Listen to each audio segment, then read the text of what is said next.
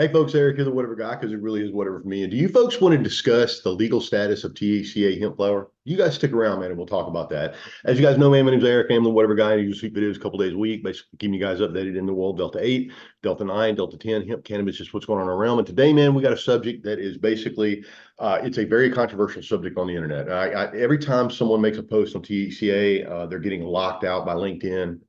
And there's just a lot of discussions about THCA. And for those of you that aren't aware, THCA hemp flower is basically the acidic form. THCA is the acidic form of THC.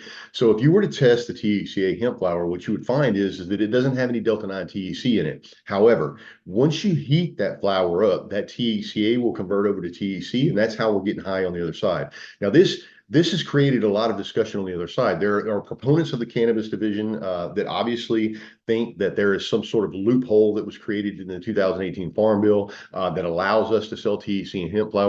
I can't really argue with them because, as I said, if you make your money in cannabis, you have spent millions of dollars to get licenses, to get to bribe senators, to bribe representatives and stuff like that to do business in these states. And you got someone like me coming in with THC hemp flower with none of that overhead, none of that licensing fees and all that other stuff, because it's considered hemp. Now, there's been an argument back and forth. You got the cannabis guys on one side that are basically trying to kill us through legislation and basically sell THCA hemp flower in their own stores. As it stands right now, you can run right over to 1308 West 9 Mile Road in Pensacola, which is our location, and pick up several strains of THCA hemp flower. However, you can also go down the road to True Leaf, which is on West 9 Mile Road, and you can pick up THCA hemp flower, several strains of it in their store, although at a much higher price, and although you've had to go and jump through all those hoops and all that other stuff. And that's basically the argument. And the argument from the cannabis people is that there has been a loophole that was created in the 2018 Farm Bill. My argument is that the Farm Bill is too well written for them to have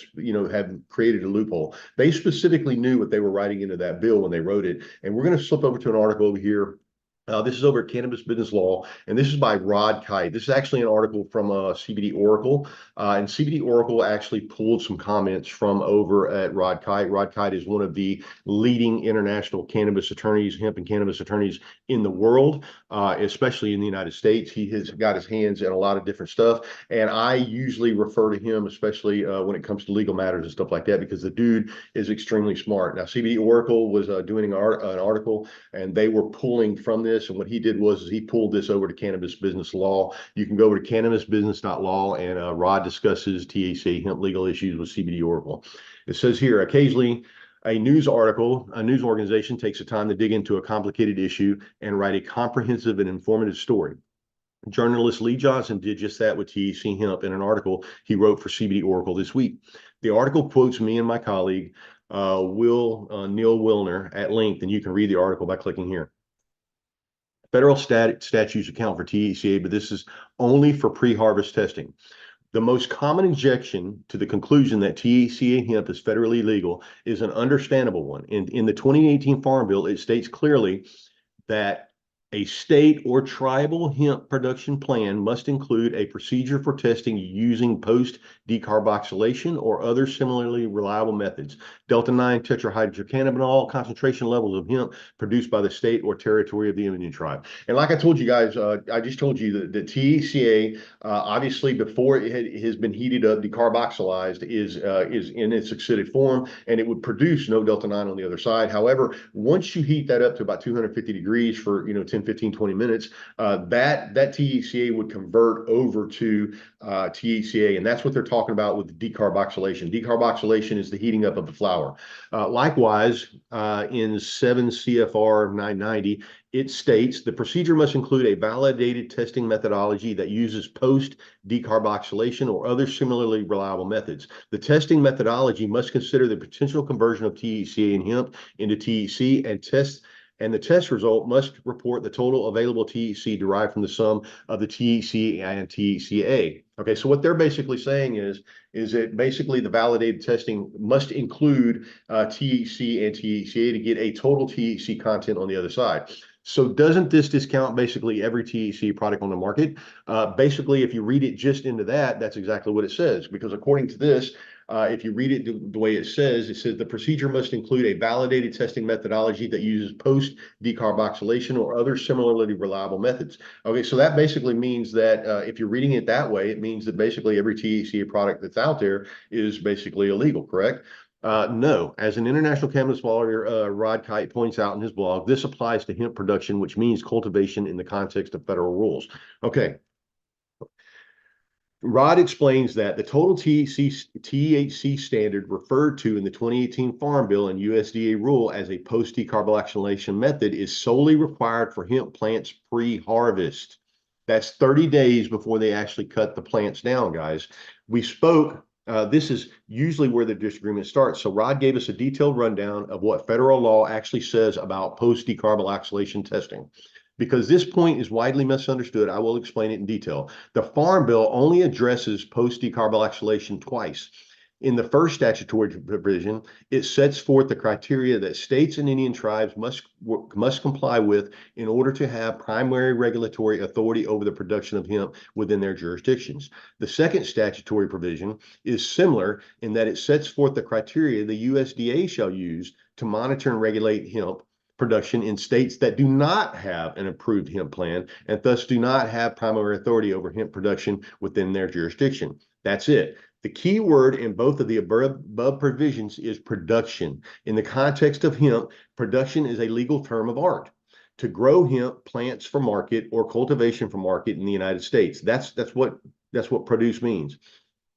Additionally, the CFR actually defines a producer as an owner, operator, landlord, tenant, or sharecropper who shares in the risk of producing a crop, who is entitled to share in the crop available for marketing from the farm, or would have started the crop or would have shared had the crop been produced. A producer includes a grower of hybrid seed. In other words, to produce hemp means to grow it. That means that post-decarboxylation method is required in the context of growing hemp. Once the hemp has passed the required pre-harvest testing, it may be harvested. Once harvested, the sole statutory metric to distinguish legal hemp from marijuana is the concentration of delta-9 THC. So basically what he is saying is 30 days prior to the harvesting of the hemp, 30 days prior to when that plant is still growing, it's still in the ground, it's still growing up.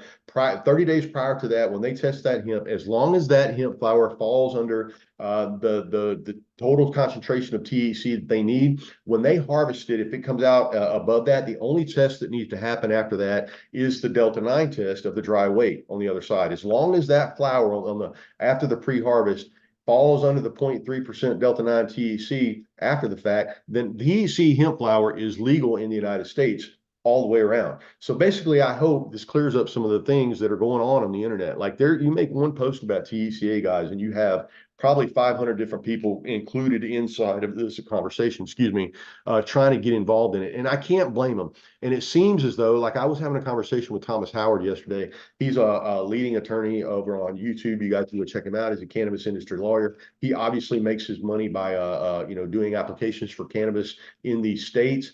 He's completely against hemp, although he wasn't, a week or two ago. And as it stands, like we were having a discussion, it seems that the people, whoever is paying you, if you're in the cannabis industry, you're completely against THC hemp. If you're in the hemp industry, you're all for hemp. And that's basically what's going on. And for those of you that are out there, man, when federal rec hits, I would imagine that down the road, these marijuana companies are going to want to get into buying these hemp businesses and stuff like that, because they already have the reach. They're already in places that these marijuana companies are not. THCA hemp is being sold federally. I myself sell THCA hemp down here in Cantonment, Florida, and obviously over Pensacola. I personally am someone that is very happy about the fact that I can sell THCA hemp, and that law enforcement doesn't mess with me about it, because obviously, like as we've said before, it is a very shaky line. There is, depending on what side of the fence you sit on, you consider it legal or illegal. But hopefully this will clear some things up for some people out there, especially people like Thomas Howard that are lawyers that are actually spouting the wrong information. Read the paperwork, read the law as it stands.